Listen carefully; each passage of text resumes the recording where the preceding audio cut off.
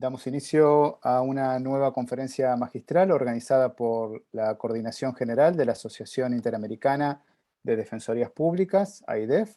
El día de hoy el tema será protección de las personas migrantes, desafíos que deja la pandemia, a cargo del doctor relator Felipe González Morales. Hemos recibido más de 300 inscripciones, 330, así que agradecemos como siempre a las asociaciones e instituciones que forman parte de la IDEF por difundir esta actividad. La conferencia ya se está grabando, así que también como solemos hacer con las anteriores conferencias, las subiremos al canal de YouTube de la Defensoría General y también las subiremos a la página web de la IDEF y de la DGN para que es de libre acceso.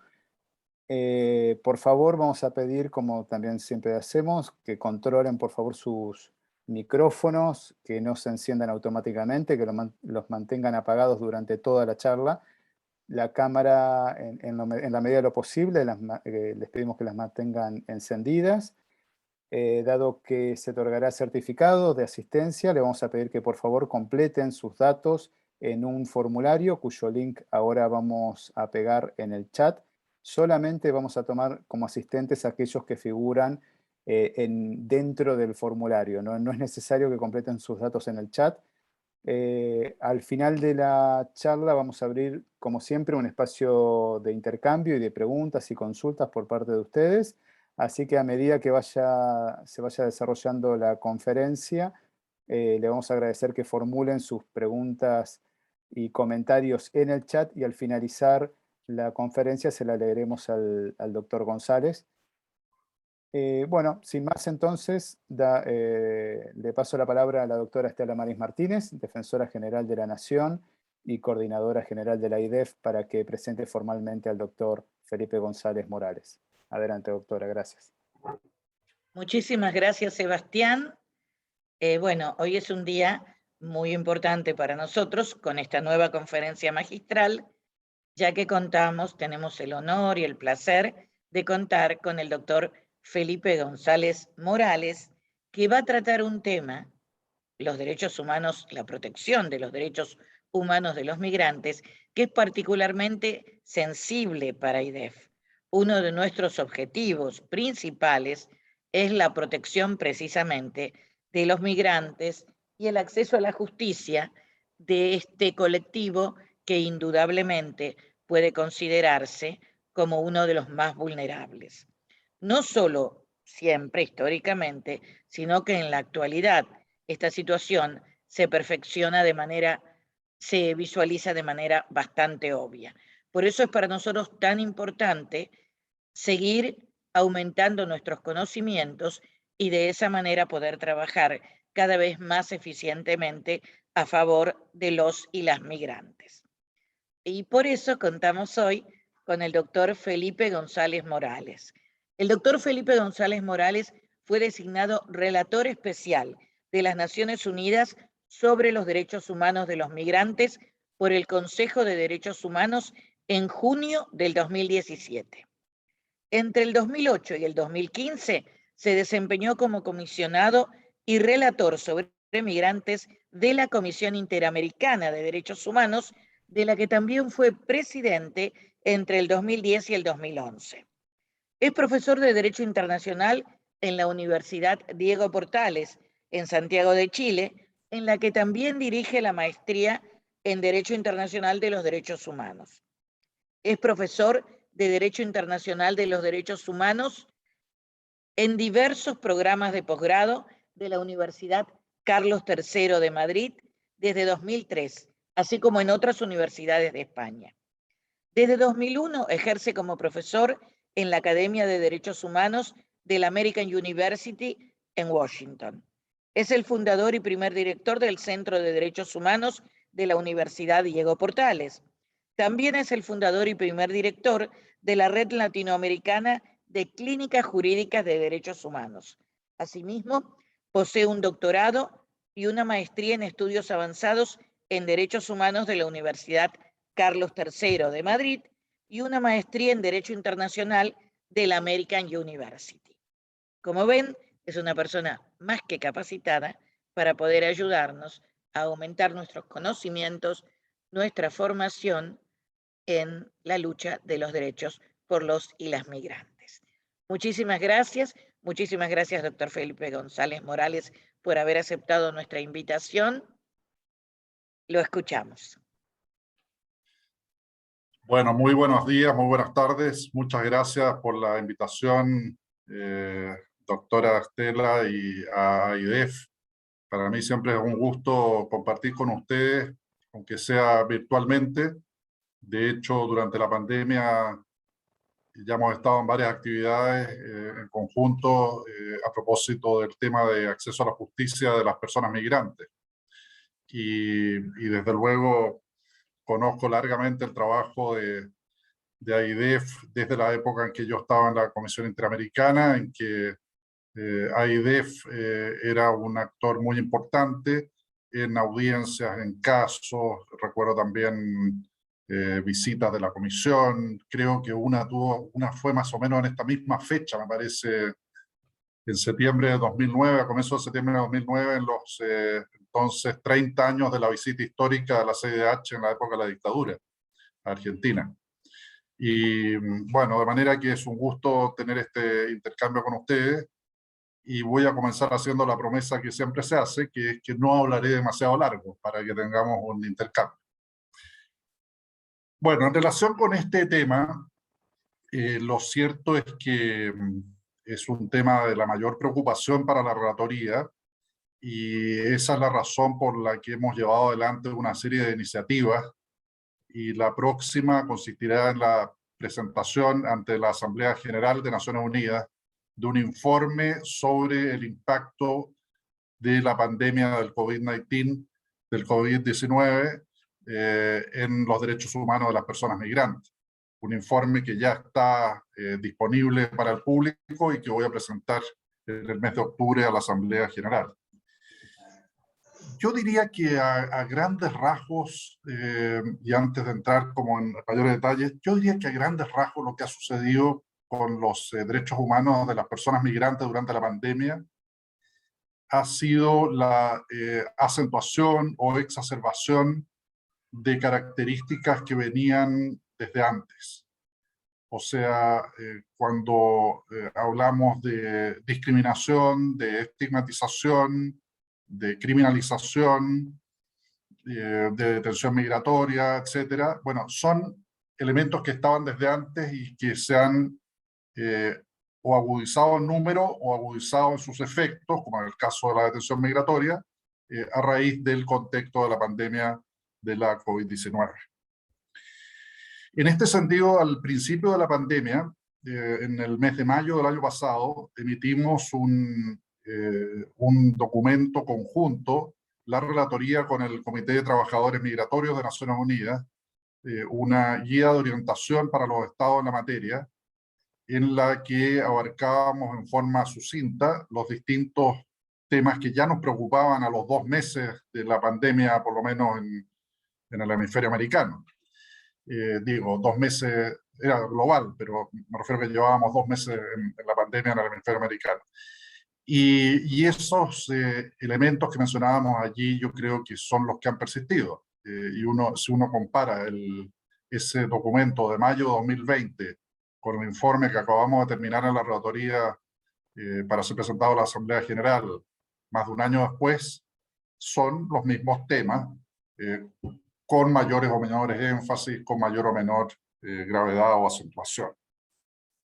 Y un primer tema que me parece muy relevante y que creo que para ustedes también desde las defensorías es muy significativo, es la cuestión del uso de las normas de excepción.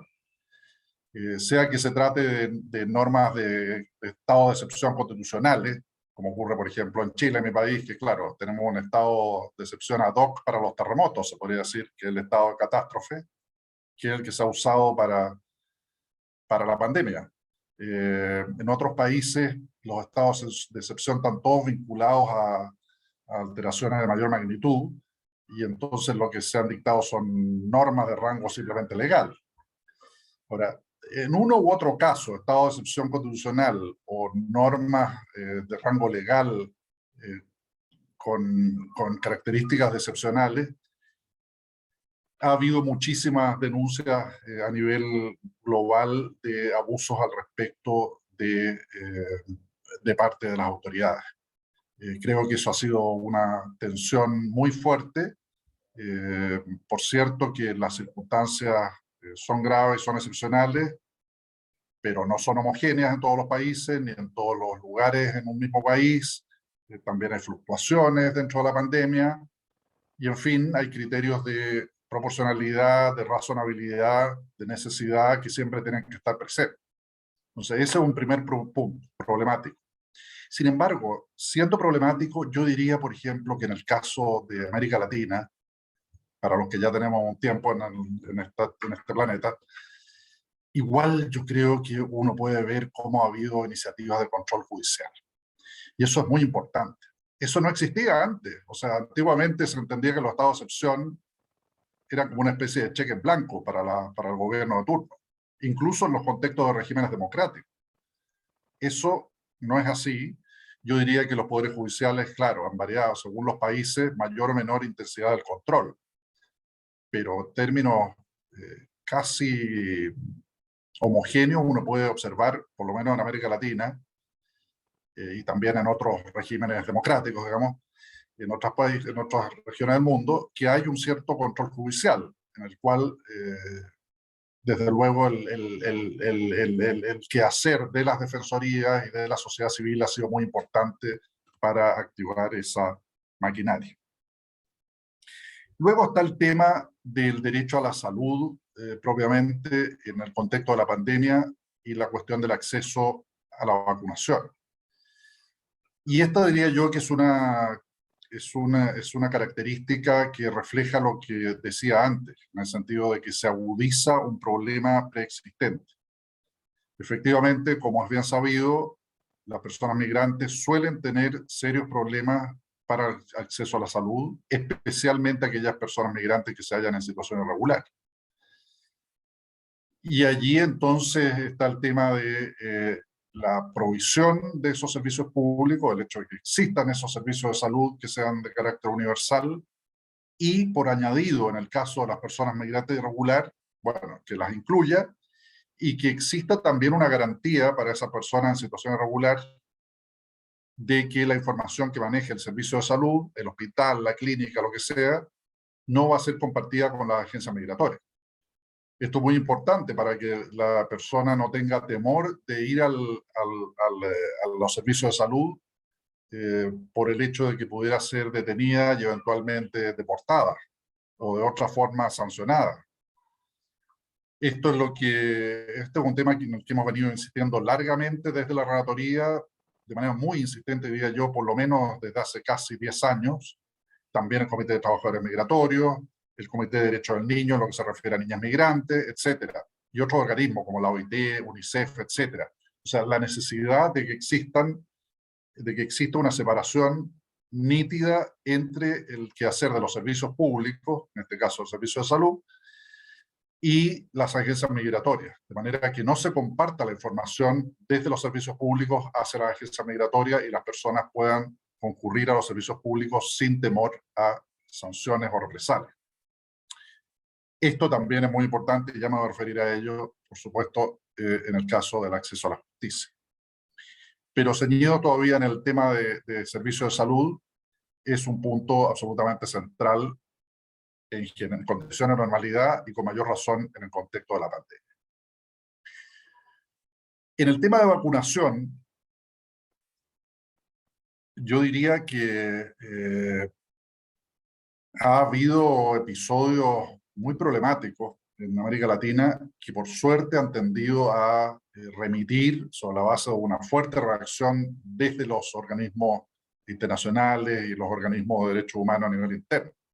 Me refiero a países como Chile, Colombia, República Dominicana, en los que en algún momento, inicialmente, cuando empezaba el tema ya de disponibilidad de las vacunas, a comienzos de este año, autoridades de alto rango señalaron que no habría provisión de vacunas que no se vacunaría a las personas migrantes en situación irregular si no cumplían una serie de requisitos, etcétera, etcétera, etcétera. Ahí hubo una reacción muy fuerte y en los tres países se produjo se retractaron las autoridades en ese sentido.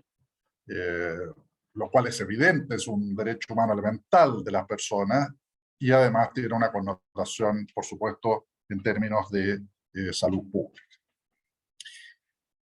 El acceso a los otros servicios públicos también se ha visto comprometido en la situación de pandemia para las personas migrantes. El caso de acceso a la justicia me parece que es paradigmático y que es muy importante también asegurarse de que existan barreras cortafuegos al respecto. Y esto porque si no existen, si hay temor de que los operadores de justicia, sean jueces, fiscales, policías vinculadas al sistema judicial u otros operadores de justicia, comparten la información de las personas migrantes irregulares con la agencia migratoria, no van a ir las personas migrantes, ¿cierto?, a presentar sus casos de distinta índole a los tribunales, lo cual va a contribuir a la impunidad, lo cual va a conducir a que no puedan ejercer adecuadamente sus derechos humanos de la más distinta índole, laboral, civil, administrativo y de otro orden. Entonces también allí en el contexto del acceso a la justicia es muy importante que existan esas barreras cortafuegos, que para mayor familiaridad es lo que en el caso de Estados Unidos, que a lo mejor algunos de ustedes lo ubican por otro término, lo que se conoce como ciudades santuario, ¿cierto? Las ciudades se entienden como santuario para las personas migrantes, en el sentido de que las agencias, los servicios públicos no comparten información con las agencias migratorias. La cuestión de la criminalización de la migración, yo creo que también es un ejemplo de un rasgo preexistente a la pandemia que se ha exacerbado durante esto. Lamentablemente es un panorama que ya se viene observando desde hace varias décadas de un incremento en las distintas regiones del mundo de la criminalización de la migración, de la caracterización explícita o implícita de las personas migrantes, especialmente las que se hallan en situación irregular, como delincuentes, ¿cierto? A veces hace esto estableciendo tipificando como un delito el ingreso irregular al territorio del Estado, y otras veces, aunque no haya ese delito, de hecho en América Latina ha habido un progreso en ese sentido desde mediados de los años 2000, la primera década de los 2000, en el sentido de despenalizarlo, pero sin embargo puede existir detención migratoria de carácter administrativo, que es sumamente grave también, no solo porque muchas veces está infundada, sino porque además implica serios problemas de acceso a la justicia. Ahí se produce una paradoja, porque por supuesto que no estoy defendiendo yo que sea tipificado penalmente el ingreso irregular a una persona, bendita la despenalización, pero si resulta que la detención migratoria de carácter administrativo no va acompañada de garantías de acceso a la justicia, la persona va a estar en una situación sumamente precaria también y se va a ver vista expuesta a mucho abuso, además de la privación de libertad propiamente tal. Entonces ahí hay otro tema importante. Esta criminalización se manifiesta de diversas maneras, de la manera más brutal a través del discurso xenófobo explícito de las autoridades, otras veces de manera menos explícita, pero a través de otras formas de estigmatización de la población migrante, como la práctica masiva de la detención migratoria, las deportaciones con rasgos ignominiosos, a los cuales me voy a referir enseguida, y una serie de otras medidas, ¿cierto? O discursos de parte de las autoridades que también tienden o provocan esa criminalización de las personas migrantes. Lo que se observa también a nivel global es que esto muchas veces va acompañado con un perfil de racismo.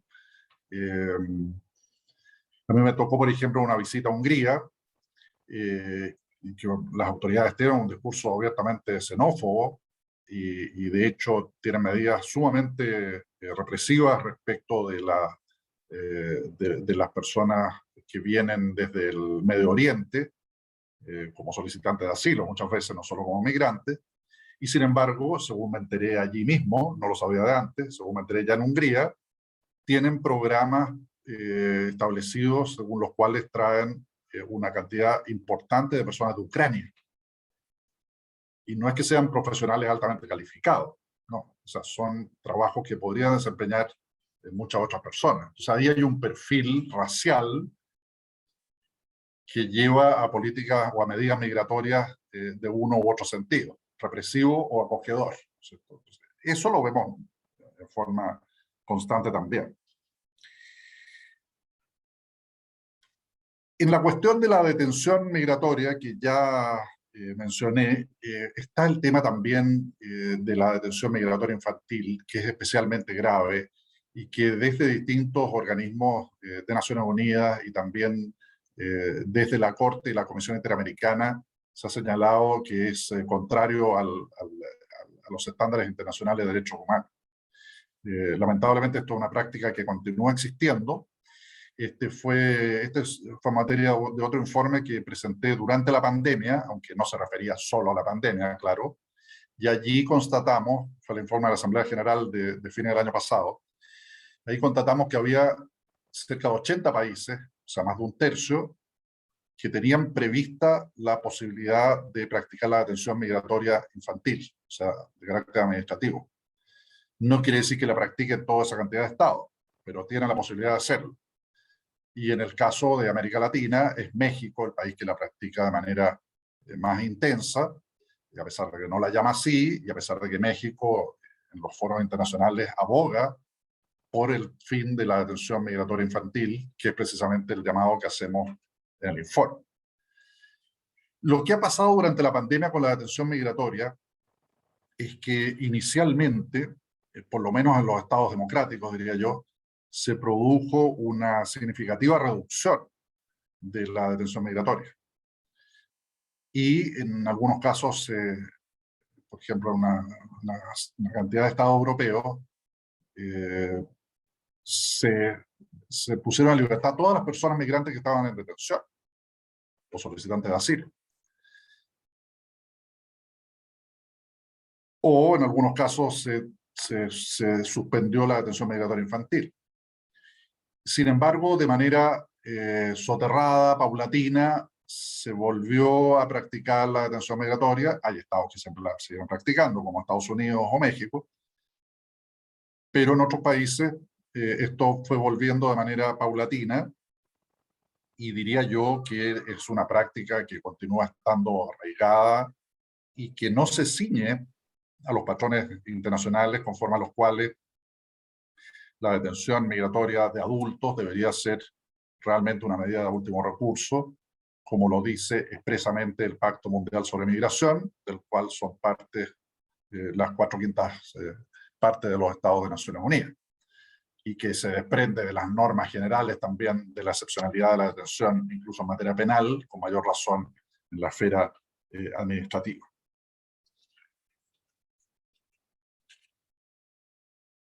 Otro tema que también nos ha preocupado a los distintos organismos de derechos humanos a nivel internacional durante la pandemia ha sido el tema del estatus migratorio de las personas. Y esto porque si la irregularidad migratoria acarrea serias consecuencias en condiciones normales, con mayor razón ocurre esto en un contexto tan grave como el de la pandemia. Y de allí que hemos hecho llamados, lo hicimos ya desde el comienzo con el Comité de Trabajadores Migratorios, la relatoría, a los estados a emprender procesos de regularización. Ahora, primero que nada hay que decir que a nivel global, y salvo excepciones, especialmente diría yo en el norte global, las regularizaciones masivas se han vuelto cada vez más excepcionales. Por ejemplo, en el caso de Estados Unidos, la última regularización masiva tuvo lugar a finales de los años 80, antes de que esto fuera un tema tan ideológico. De hecho, ocurrió en el gobierno de Reagan. Ahora se dice que podría ocurrir eso con el gobierno de Biden. Vamos a ver qué es lo que pasa. En el caso de España, que lo menciono porque estoy en este momento aquí, la última regularización masiva tuvo lugar en el año 2005, o sea, hace más de 15 años, en el gobierno de Zapatero. Y así en los distintos países. ¿Y qué es lo que ha ocurrido durante la pandemia? Lo que ha ocurrido es que los estados han tomado medidas temporales. tomado medidas temporales. No han emprendido procesos de regularización permanente propiamente tales. Entonces lo que han hecho es conceder extensiones a las visas temporales que tenían las personas, o les han dado visas temporales a quienes no las tenían, temporales durante la pandemia. El caso, diría yo, más significativo en América Latina y a nivel global, en realidad es el de Colombia, porque aunque hay un proceso de regularización también temporal, es por un periodo mayor respecto de la población migrante o solicitante de asilo venezolana de 10 años, ¿cierto? Esto tiene una serie de bemoles, yo esto lo he conversado en varios eventos con abogados colombianos, pero si uno lo compara, desde luego que es un paso significativo, que solo se refiere a la población migrante venezolana, que claro, es lejos mayor en volumen, cerca de 2 millones de personas en Colombia, pero hay muchos migrantes que no son de esa nacionalidad en Colombia, y no es absolutamente definitivo. Ahora, uno podría entender a los 10 años que va a haber arraigo, va a haber vínculos familiares, etcétera. Bueno, ya se verá cómo se da eso, ¿cierto? ¿Cuál es el problema de las extensiones temporales que se dan por el tiempo de pandemia? Bueno, ahí hay una cuestión que me parece que es bastante evidente, y es el hecho de que los efectos de la pandemia no van a terminar de un día para otro. Si es que tenemos la buena fortuna y tomamos las medidas adecuadas para que los contagios se vean reducidos significativamente, eso no va a implicar que vamos a volver a un estado de normalidad social, si se lo podía llamar así, digamos, a la situación preexistente. O sea, el impacto social y económico va a ser brutal más allá de la pandemia. Y no se puede dejar entregada a las personas migrantes a su suerte con una especie de caducidad automática cuando ya baje la tasa de incidencia de la COVID a ciertos niveles, ¿cierto? Entonces ahí hay un problema serio al respecto, sumados a los que tiene la irregularidad en general.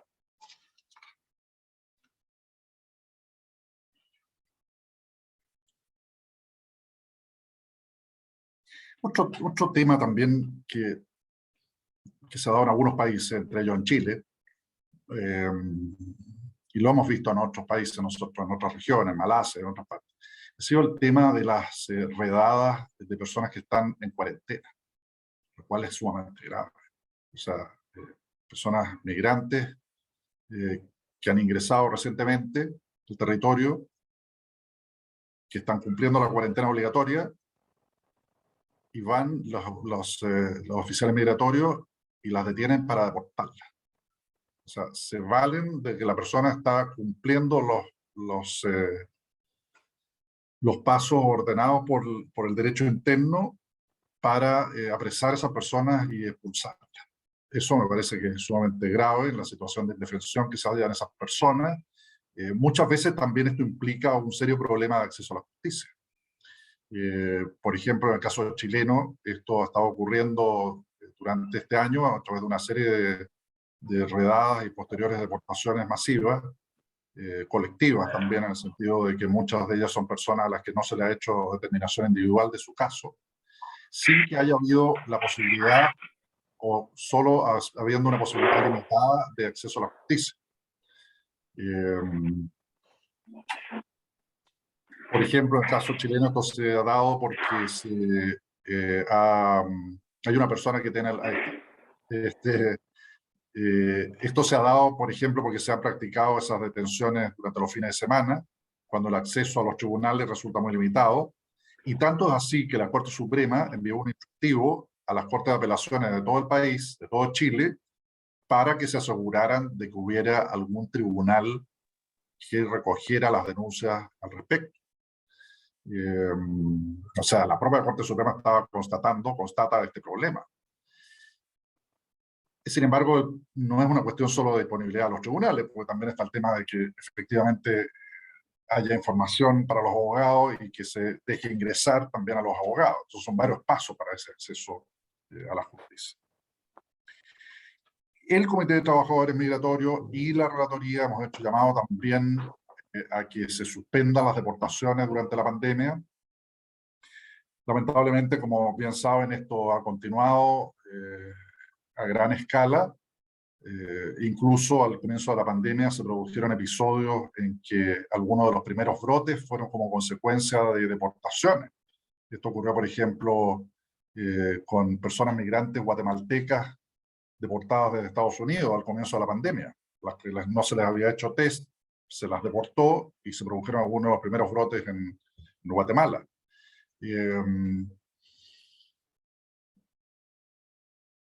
Pero no es solo ese el punto, sino que el punto tiene que ver con las condiciones sanitarias reinantes y cómo esto afecta a las propias personas migrantes en situaciones de deportación y cuál van a ser su situación social, económica, qué posibilidad de reintegración va a haber en un contexto tan anómalo como el de la pandemia, cuando sean deportadas a su propio país, en fin.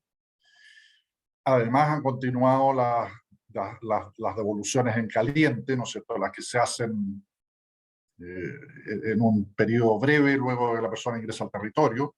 Este es un tema que ustedes lo habrán visto, ¿no es cierto?, a propósito de distintos países, que se ha dado, también se ha seguido dando, por ejemplo, en los países del Mediterráneo.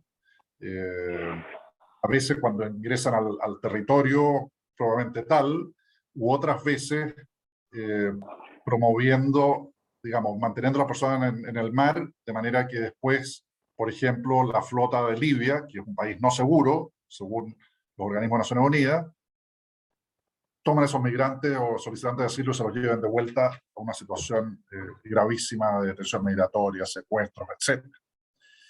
Este es el tema del informe que presenté recientemente al Consejo de Derechos Humanos hace un par de meses, el de las devoluciones en caliente, precisamente por ser una cuestión muy extendida que, respecto a la cual yo diría que hay una cierta normalización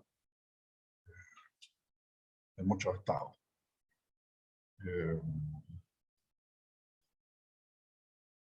En mayor o menor escala, muchos estados. De hecho, para el lanzamiento oficial bueno, el lanzamiento oficial, digamos, se presentó al Consejo de Derechos Humanos. Y luego hicimos un evento, un lanzamiento propiamente, y no era fácil encontrar algún gobierno que se quisiera sentar ahí. Finalmente lo hizo el gobierno de Argentina. Se sentó en la mesa del lanzamiento. Hubo una cantidad de estados que sí respaldaron el informe también en el Consejo de Derechos Humanos. O sea, fue un tema muy discutido, intervinieron casi 70 estados, que es mucho más de lo habitual, luego de mi intervención. Y claro, lo que pasa es que en la gran mayoría se trataba de estados de origen de migrantes, por eso resalto el caso de Argentina, que también lo es de destino. Y la otra cuestión que se ha dado a propósito del cruce de fronteras en el contexto de la pandemia es la situación de personas que quieren retornar a sus países de origen en cantidades mucho mayores a las habituales. Y esto uno lo ve incluso respecto de intentos de retorno a países en los cuales las condiciones son sumamente precarias, ¿cierto? Como por ejemplo el caso de Venezuela. Se calculaba, esto lo veía en un seminario en Colombia la semana pasada, se calcula que son unas 100.000 personas que han retornado desde Colombia a Venezuela, aunque en la misma pandemia han pasado mucho más de Venezuela a Colombia.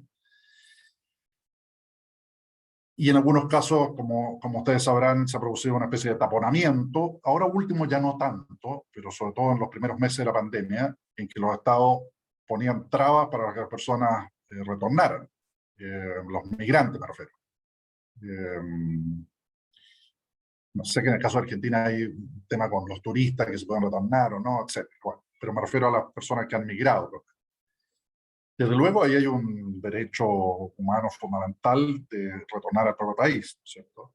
Pero también hay una cuestión de responsabilidad del Estado de destino, porque esas personas que están queriendo retornar no lo hacen por un capricho o por mera nostalgia, ¿no es cierto? Sobre todo cuando huyen de situaciones de crisis humanitaria.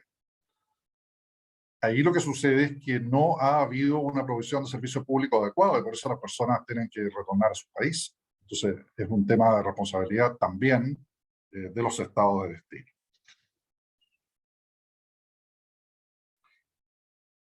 También quisiera referirme a la cuestión transversal del monitoreo y el acceso a la información. Porque evidentemente parte del problema de la determinación de la situación de las personas migrantes en la pandemia son las limitaciones al monitoreo.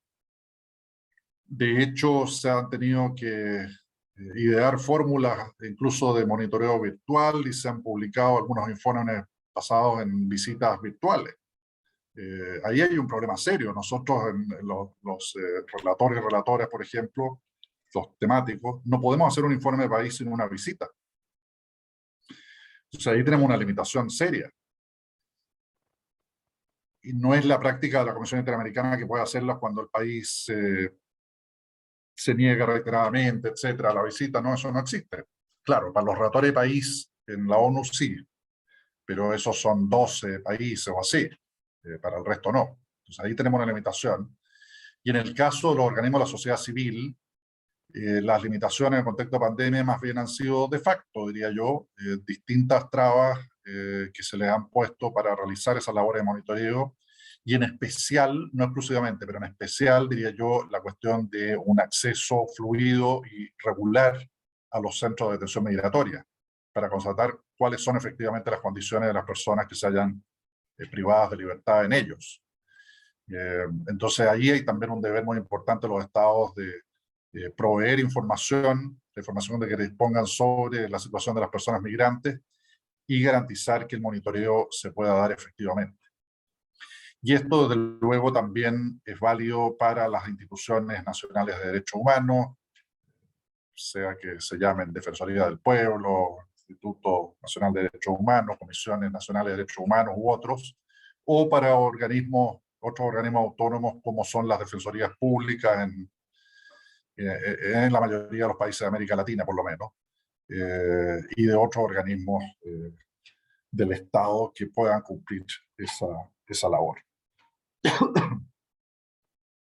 Finalmente, ya antes de hacer un balance, quisiera referirme a la situación del Pacto Mundial sobre Migración en este contexto. El Pacto Mundial sobre Migración se adoptó hace casi 3 años ya, en diciembre de 2018, y diría yo que se ha visto muy perjudicado en su implementación por la pandemia. De hecho, uno de los mecanismos importantes de implementación que se haya previsto es un sistema de un fondo fiduciario para llevar a cabo proyectos de implementación del Pacto Mundial. Como relator yo estoy en el directorio de ese fondo. Y de hecho se había asignado casi todos los proyectos justo antes de la pandemia. Y con la pandemia esto se ha visto seriamente retrasado. Por supuesto que no todos son esos proyectos, pero si a esto sumamos que los estados invocan, a veces justificadamente y otras veces caprichosamente, razones para no avanzar en sus medidas migratorias para proteger los derechos humanos de la población migrante, nos vemos en un escenario que dificulta esa implementación del Pacto Mundial sobre Migración. Lo que sí hemos estado haciendo, organismos de derechos humanos, y en el caso de la relatoría, diría yo de manera sistemática, es invocando el Pacto Mundial sobre Migración en las comunicaciones a los estados. O sea, que se trate de carta de alegación, acciones urgentes, análisis de proyectos de ley o legislación existente, junto con invocar los tratados internacionales de derechos humanos que ese estado haya ratificado. La relatoría está señalando también el Pacto Mundial sobre Migración. Y ningún estado ha objetado esto. Digo, ningún estado ha objetado esto porque alguien podría decir, bueno, pues el pacto dice que no es vinculante.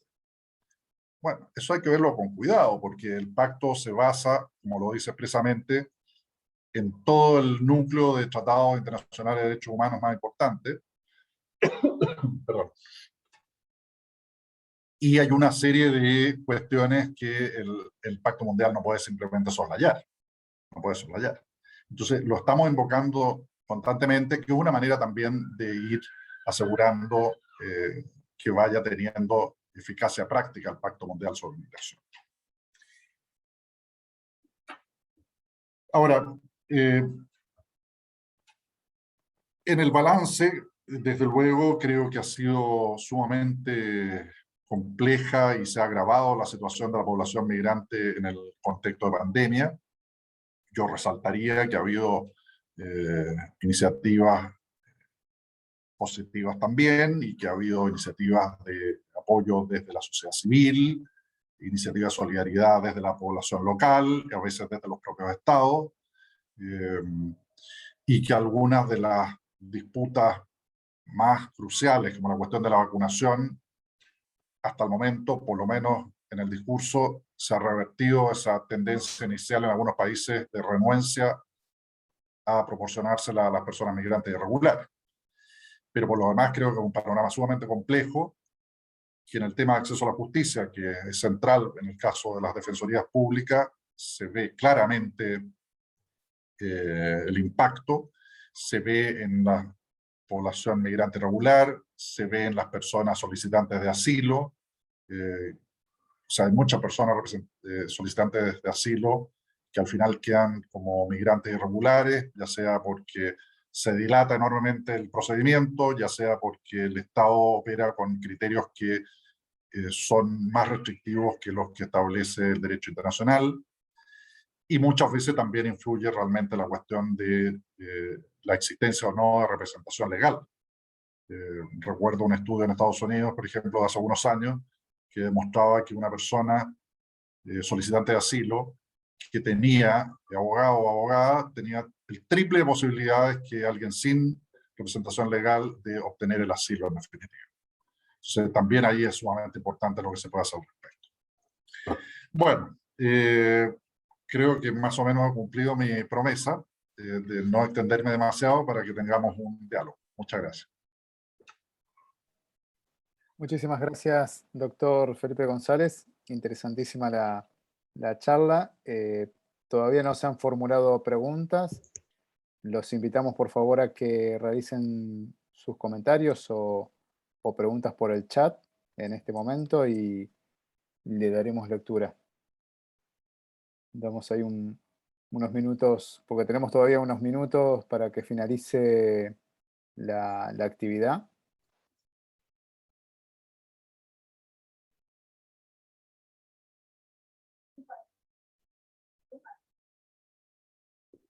Bueno, ahí hay una consulta, doctor. ¿Cómo podemos... Esperen que, por favor, los micrófonos pedimos que los mantengan apagados. ¿Cómo podemos ver los derechos sociales y políticos de las personas que somos migrantes? Y otra Bueno, pregunta. en realidad, sí. Adelante, después. Disculpe. Sí, no me refería a los derechos políticos en realidad. O sea, en el orden de los derechos sociales debe existir un acceso igualitario para la población migrante en relación con la población local.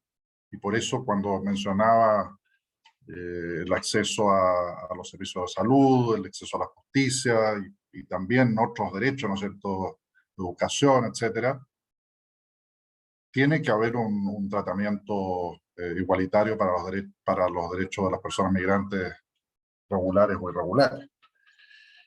La cuestión de los derechos políticos es más compleja porque hay una regulación diferenciadora en los estándares internacionales.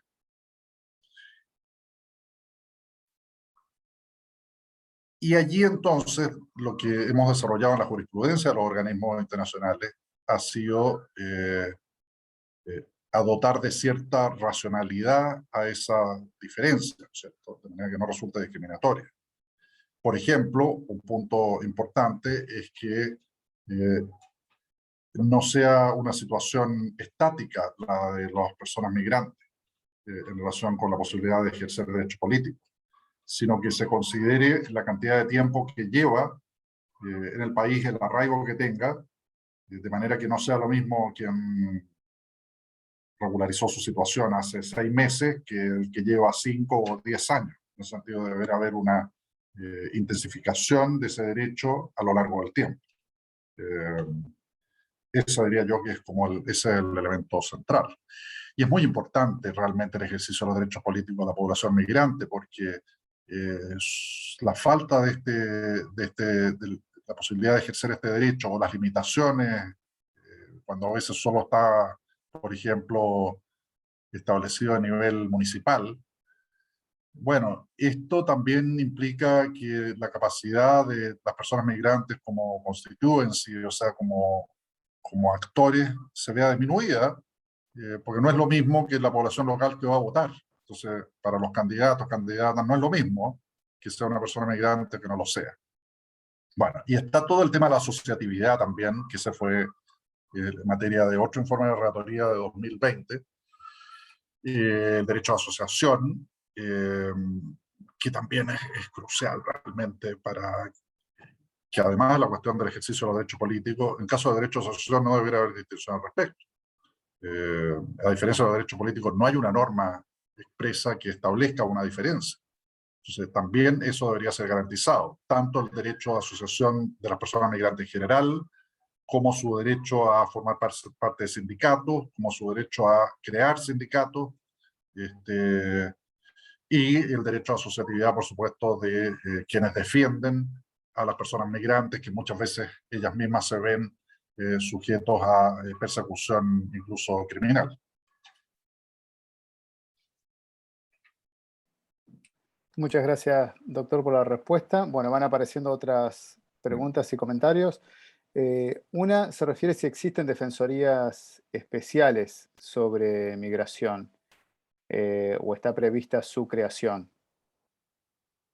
Bueno, a nivel AIDEF, como usted bien sabe, estamos creando en este momento y se lanzará pronto una red interamericana vinculada a defensorías públicas y en el contexto de defensa de personas en contextos de movilidad. Pero bueno, le dejo la consulta. Claro, no sé de otras experiencias que sean defensorías públicas propiamente tales, ¿eh? Lo que sí existen a veces son unidades encargadas de la situación de las personas migrantes.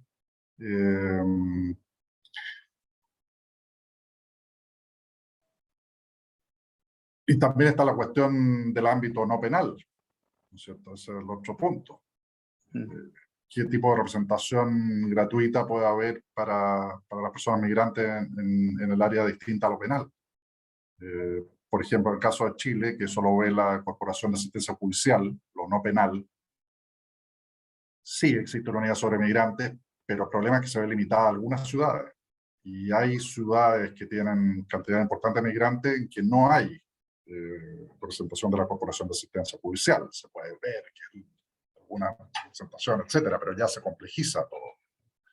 Desde luego me parece que se debería ir en ese camino de que se creen mecanismos especializados, por lo menos allí donde hay una población migrante significativa en tamaño.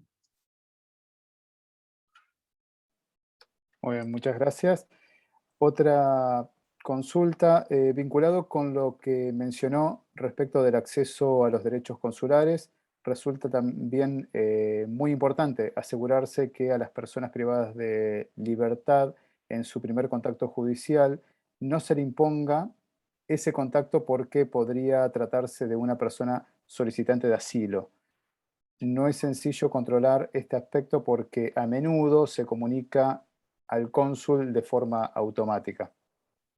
Es un comentario, no sé qué reflexión le produce. Claro, desde luego, o sea,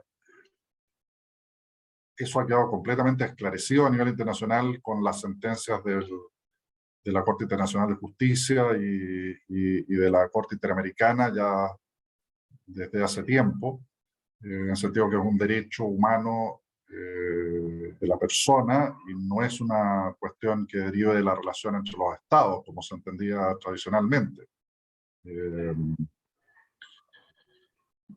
Creo que eso es indispensable monitorearlo para que se asegure que así sea y que no se dé de esa manera automática. La verdad, en la relatoría no hemos recibido muchas, eh, mayormente denuncias de ese tipo, pero claro, como hay tantos tipos de otras cosas que llegan, a lo mejor la gente son otras cosas que reclaman.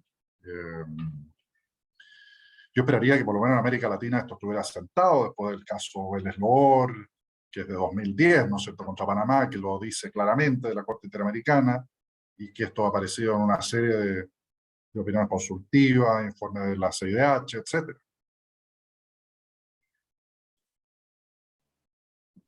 Perfecto, gracias. Otra pregunta que usted, bueno, lo mencionó, pero quizás se podría profundizar, como la pandemia exacerbó, profundizó los problemas de las personas migrantes. ¿Qué expectativas ve post pandemia?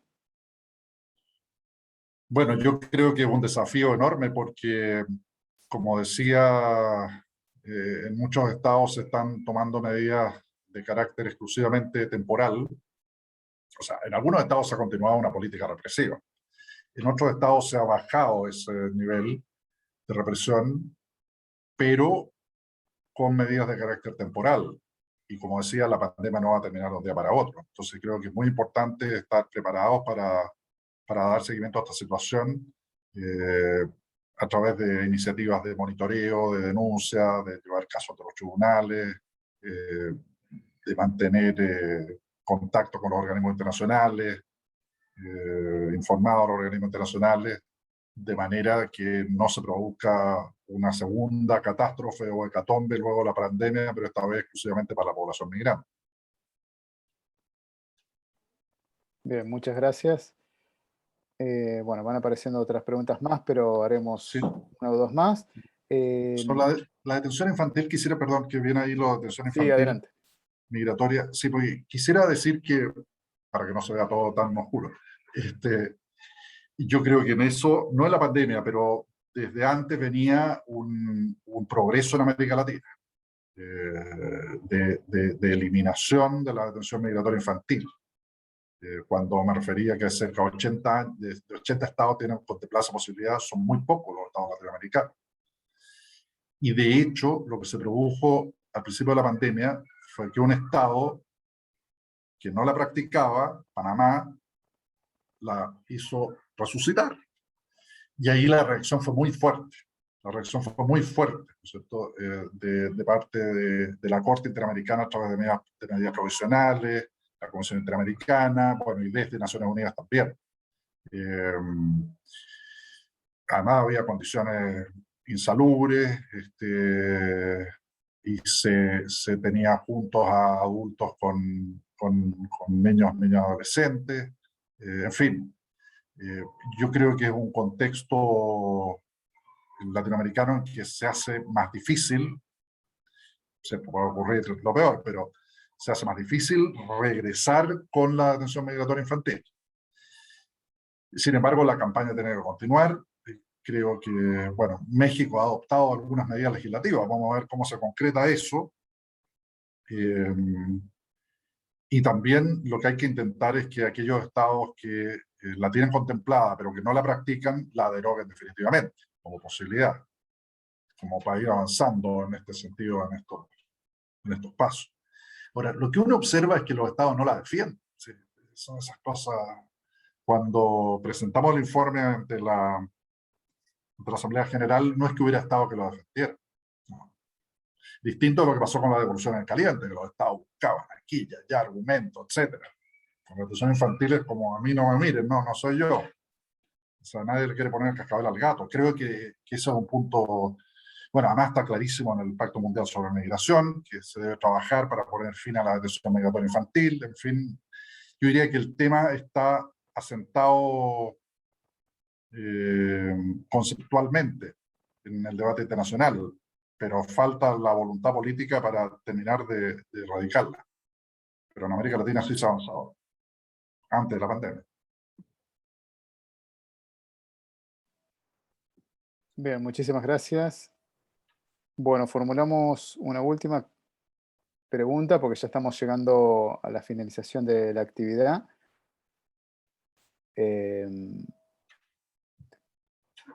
Espera un minuto, acá. La pandemia ha afectado de manera desigual a las personas migrantes en situación irregular, impidiendo en muchos casos el acceso a distintas ayudas ofrecidas por los estados. ¿Existen países que hayan adoptado programas de regularización migratoria a fin de dar solución a esta problemática? Esta sería la última pregunta, doctor. Gracias. Bueno, básicamente las iniciativas han sido de carácter temporal y precisamente orientadas a que en la grave situación de la pandemia todas las personas migrantes, incluyendo las que se hallan en situación irregular, tengan acceso a los servicios sanitarios y a los servicios públicos elementales. El problema es que no hay iniciativas de carácter permanente, son temporales, están sujetas casi la totalidad de ellas al término de la pandemia, de manera que esa es una situación de gran inestabilidad.